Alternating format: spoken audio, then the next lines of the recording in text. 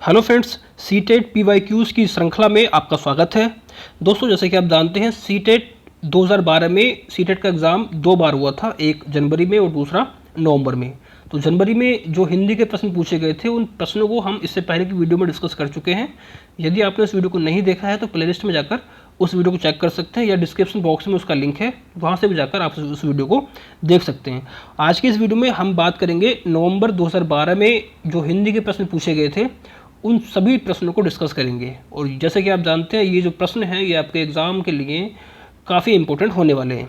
तो करते हैं स्टार्ट। और स्टार्ट करने से पहले मैं आपसे रिक्वेस्ट करूंगा कि यदि आप चैनल पर नए हैं तो प्लीज़ चैनल को सब्सक्राइब कर लीजिए, बेल आइकन को प्रेस कर दीजिए ताकि आने वाली वीडियो को नोटिफिकेशन आपको मिल जाए।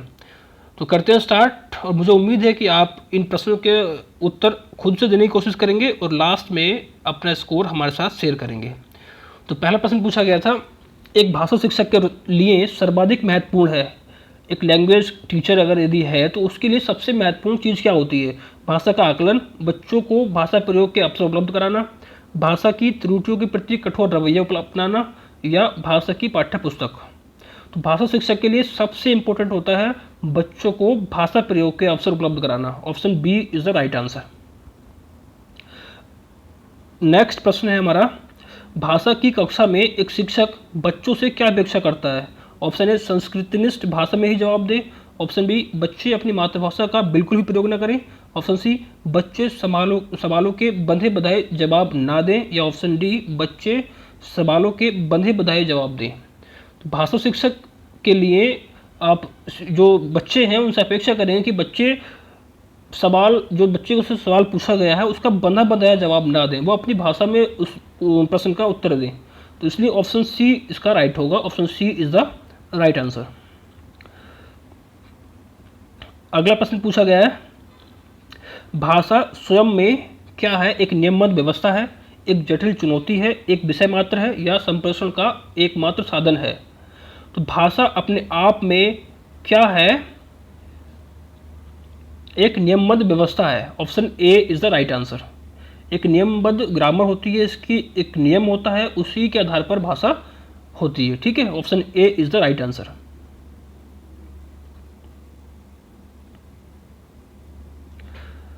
अगला प्रश्न है, भाषा का प्रयोग ऑप्शन ए केवल मुद्रित सामग्री में होता है, ऑप्शन बी जीवन के विभिन्न संदर्भों में होता है, या ऑप्शन सी केवल परीक्षा में होता है या केवल पाठ्य पुस्तक में होता है। तो भाषा का प्रयोग जो लैंग्वेज का यूज़ हम कहाँ करते हैं? जीवन के विभिन्न संदर्भों में करते हैं। Option B is the right answer. अगला प्रश्न पूछा गया था, बच्चे अपने परिवेश में स्वयं भाषा अर्जित करते हैं, इसका एक निहितार्थ यह है कि ऑप्शन ए बच्चों को केवल लक्ष्य भाषा का ही परिवेश उपलब्ध कराया जाए, ऑप्शन बी बच्चों को अत्यंत सरल भाषा का परिवेश उपलब्ध कराया जाए, या फिर ऑप्शन सी बच्चों को बिल्कुल भी भाषा ना पढ़ाई जाए, या ऑप्शन डी बच्चों को समृद्ध भाषिक परिवेश उपलब्ध कराया जाए। तो राइट आंसर होगा इसका ऑप्शन डी, बच्चों को समृद्ध भाषिक परिवेश उपलब्ध कराया जाए, क्योंकि जितना ज़्यादा समृद्ध भाषिक परिवेश होगा उतना ही बच्चे के भाषा का जो विकास है वो अधिक होगा। अगला प्रश्न पूछा गया था, भाषा सीखने सिखाने का उद्देश्य है? ऑप्शन ए दूसरों की बात समझना सीखना, ऑप्शन बी अपनी बात की पुष्टि के लिए तर्क देना, या फिर ऑप्शन सी विभिन्न स्थितियों में भाषा का प्रभावी प्रयोग करना, या फिर ऑप्शन डी अपनी बात कहना सीखना।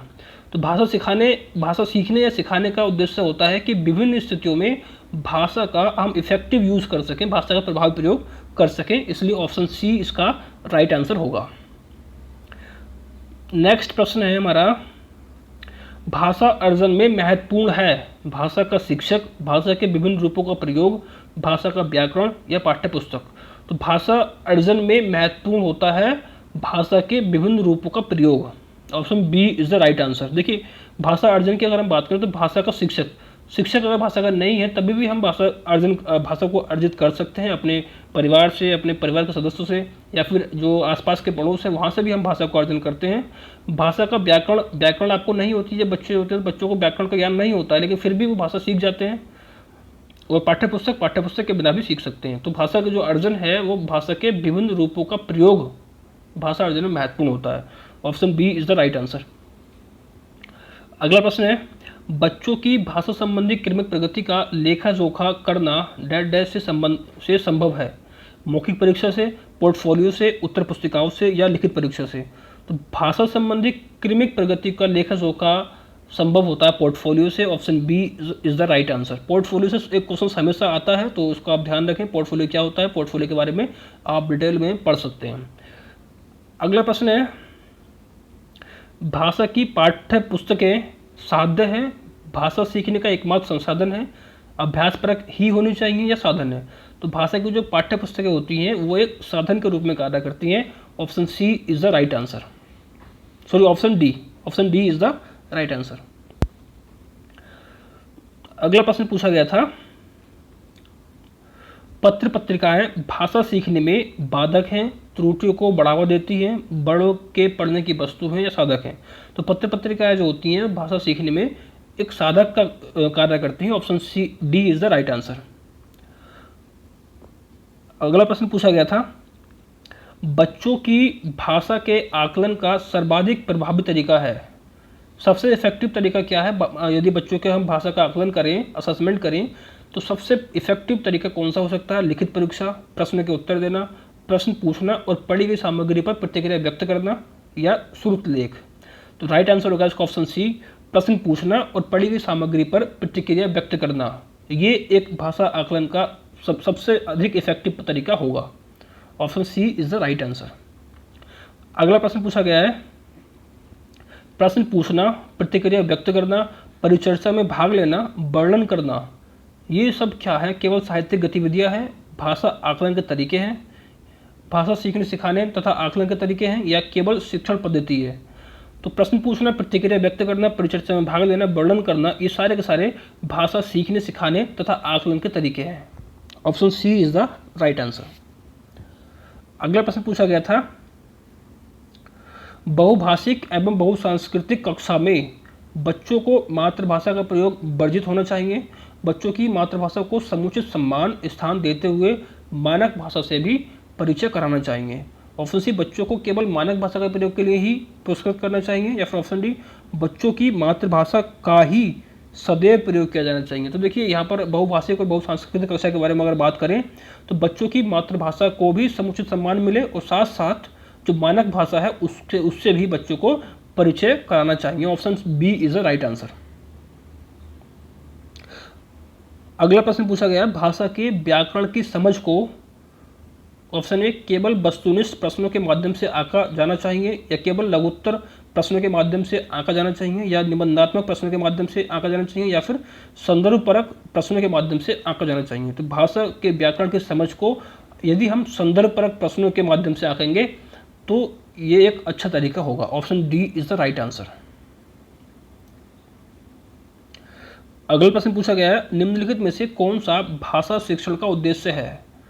भाषा शिक्षण का उद्देश्य कौन सा है। निजी अनुभव के आधार पर भाषा का सृजनशील प्रयोग करना, या भाषा सीखते समय त्रुटियां बिल्कुल ना करना, या ऑप्शन सी,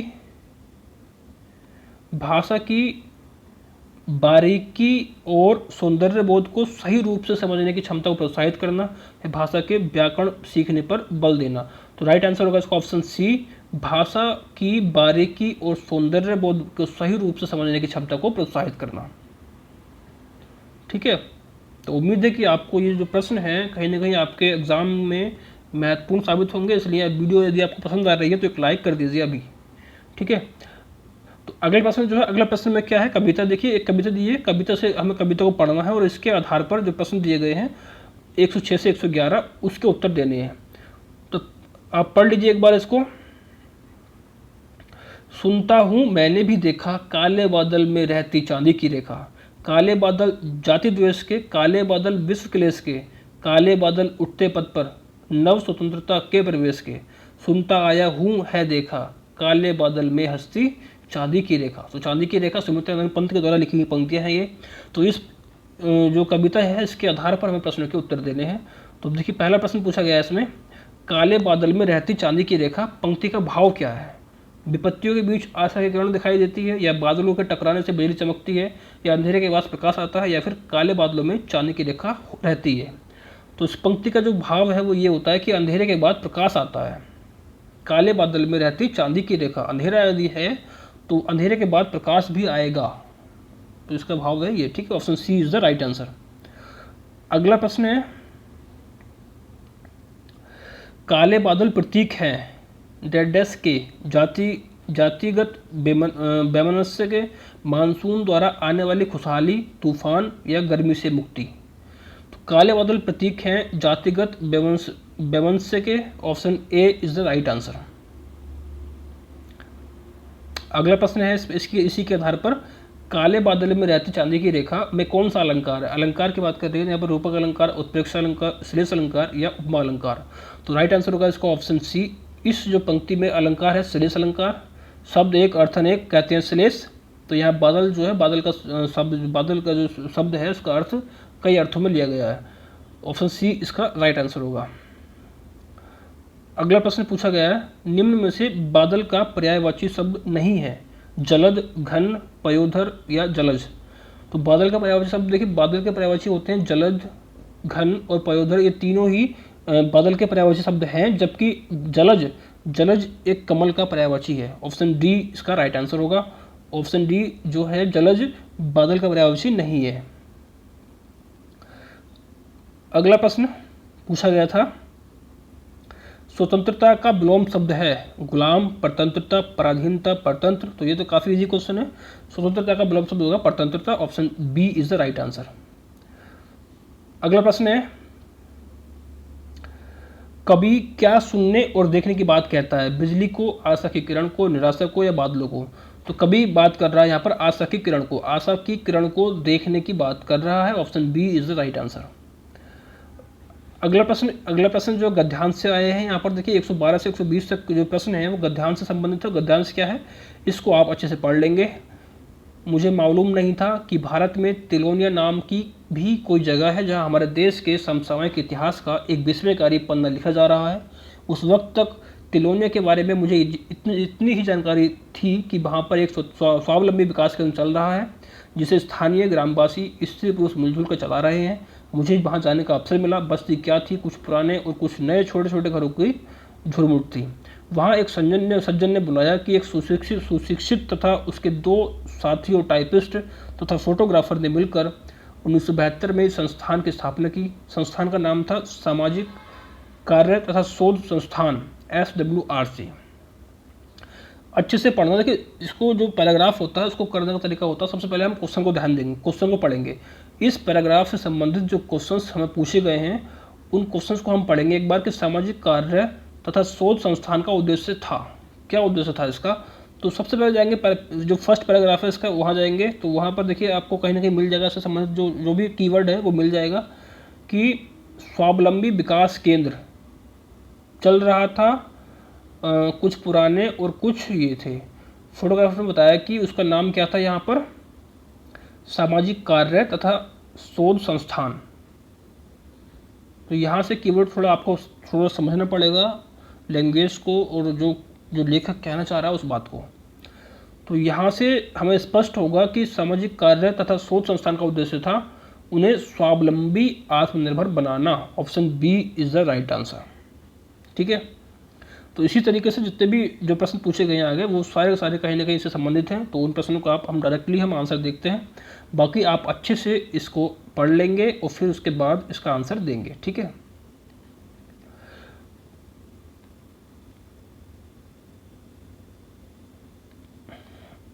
अगला प्रश्न पूछा गया था इससे संबंधित, लेखक का मानना था कि ग्रामवासी अपनी समस्याएं स्वयं सुलझा सकते हैं। ग्रामवासियों को अपनी समस्याएं स्वयं सुलझाने की आदत है या आधुनिक समय में वैज्ञानिक उपकरणों और जानकारी से कटकर या उसकी अवहेलना करके तरक्की नहीं की जा सकती है। लेखक का मानना है। तो इसमें अगर हम सही से पैराग्राफ को पढ़ेंगे तो वहाँ पर एक आपको मिलेगा कीवर्ड कि आधुनिक समय में वैज्ञानिक उपकरणों और जानकारी से कटकर या उसकी अवहेलना करके तरक्की नहीं की जा सकती है। इसका राइट आंसर होगा ऑप्शन सी। अगला प्रश्न है, संस्थान के निर्णय और संचालन में आधारभूत भूमिका इनमें से किसकी है? केवल गरीब और दलित महिलाओं की, उस गांव में रहने वाले सभी लोगों की, गांव प्रधान की या संस्थापक की? तो राइट आंसर होगा इसका ऑप्शन बी, उस गांव में रहने वाले सभी लोगों की। अगला प्रश्न है, आत्म उपसर्ग किस शब्द में नहीं है? आत्मसम्मान में है, आत्मीय में है, आत्मनिर्भर में है, परमात्मा में नहीं है। Option C is the right answer. अगला प्रश्न है, लेखक के अनुसार तिलोनिया गांव में हमारे देश के आजकल के इतिहास का विस्मयकारी पन्ना लिखा जा रहा है, इसका कारण है वहाँ एक स्वावलंबी विकास केंद्र चल रहा है। हाँ, एकदम जो फर्स्ट ऑप्शन वही सही है, वहाँ पर एक स्वावलंबी विकास केंद्र चल रहा है। इसका मतलब क्या है कि उस गांव में आजकल के इतिहास का विस्मयकारी पन्ना लिखा जा रहा है। अगला प्रश्न है, शताब्दी रेडेस समास का उदाहरण है। शताब्दी जो शब्द है इसमें कौन सा समास होगा ये आपको बताना है, द्विगु, तत्पुरुष, अव्ययभाव या बहुब्रीहि। तो राइट आंसर होगा इसका ऑप्शन ए, शताब्दी शब्द में होगा द्विगु समास। ठीक है, प्रथम पद संख्यावाचक हो और दूसरा पद संज्ञा हो, उसी को हम बोलते हैं द्विगु समास। अगला प्रश्न है, गांधी जी को मान्यता नहीं देते हैं। गांधी जी किसको मान्यता नहीं देते हैं यह बताना है, कर्मठता, अकर्मण्यता, सादापन, आत्मनिर्भरता। राइट आंसर होगा इसका ऑप्शन बी, अकर्मण्यता को गांधी जी मान्यता नहीं देते हैं। ठीक है, अगला प्रश्न पूछा गया था, निम्नलिखित में से संज्ञा का उदाहरण नहीं है, स्वावलंब, अनुशासन, अनुशासित या आत्मनिर्भरता। तो आत्मनिर्भरता, अनुशासन, स्वावलंब ये तीनों ही संज्ञा के उदाहरण हैं, जबकि अनुशासित संज्ञा नहीं है। ऑप्शन सी इसका राइट आंसर होगा। अगला प्रश्न है और आज का लास्ट प्रश्न है, हिंदी का 30वां प्रश्न है, उपयोगी शब्द का विलोम है, अनुपयोगी, अनुपयोगी, उपयोगिता या औपयोगी। तो राइट आंसर होगा इसका ऑप्शन ए, अनुपयोगी। तो उम्मीद है कि ये जो 30 प्रश्न है ये कहीं ना कहीं आपके एग्जाम के लिए इंपॉर्टेंट होंगे, साबित होंगे और कुछ ना कुछ इससे सीखने को मिला होगा। तो इस वीडियो से इतना ही, और इसके अतिरिक्त आपके कोई सुझाव यदि है तो आप कमेंट के माध्यम से हमारे साथ शेयर कर सकते हैं। ठीक है, तो ये वीडियो कैसी लगी इसको भी आप कमेंट के माध्यम से हमारे साथ शेयर कर सकते हैं। मिलते हैं एक नई वीडियो में, तब तक के लिए नमस्कार, जय हिंद, जय भारत।